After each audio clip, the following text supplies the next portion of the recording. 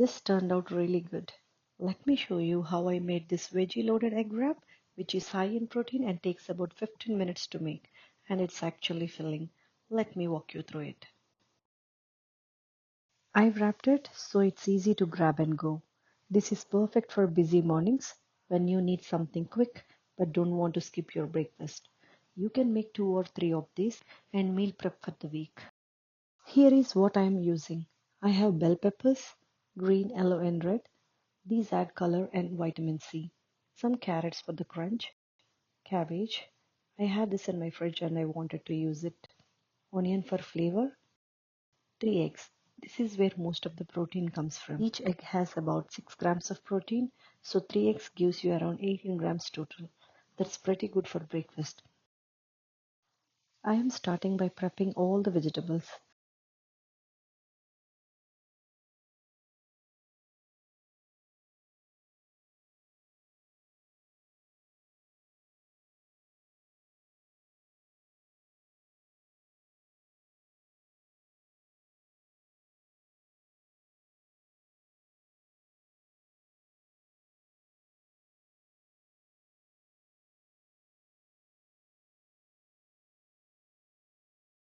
Then slicing the bell peppers into thin strips. You want them thin so they cook quickly. The key here is to cut everything roughly the same size so it all cooks evenly. If you don't have exact vegetables, use whatever you have, like spinach, mushrooms, zucchini, anything works. I'm literally just using what I have in my fridge this morning. That's the beauty of this recipe. It is super flexible. Cabbage I'm shredding pretty fine, and onions I'm just dicing this up. Now for the eggs, I am cracking 3 eggs into a bowl, adding some salt and black pepper for the seasoning. Then I am beating this really well. You want it fully mixed so that the eggs cook evenly. Now heating up the pan, I am adding a little bit of extra virgin olive oil, just enough to coat the bottom. Now all the veggies go in. I am sauteing this on medium-high heat, adding a pinch of salt to help them release moisture and cook faster. And I am grating some cheese, which is totally optional.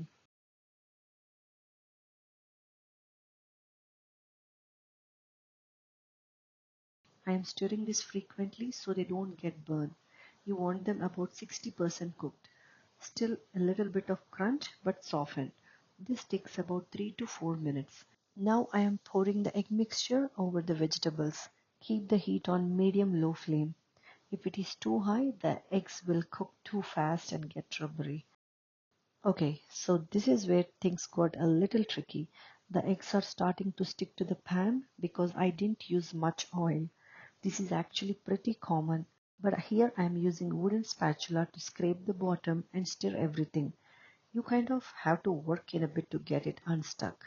This is real cooking. Not everything is perfect, but it's fine. I'm just stirring and scraping the eggs or scrambling with the vegetables.